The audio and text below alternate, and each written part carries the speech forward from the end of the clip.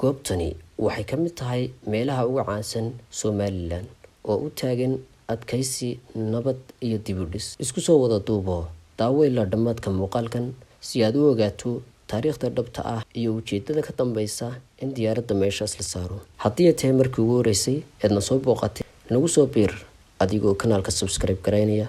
Mahadsanid.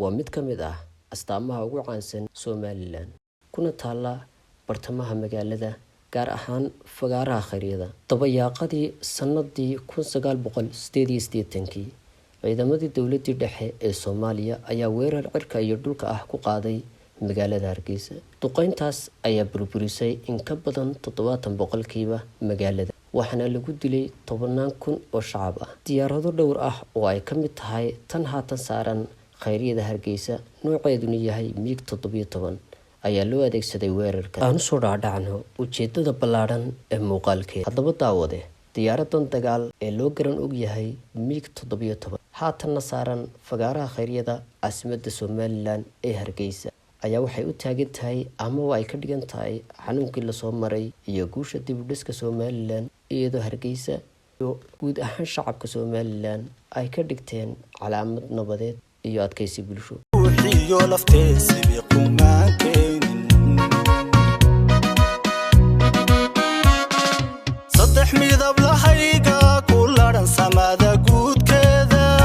intan ayaan muuqaalkeena kusoo afmeerayaa.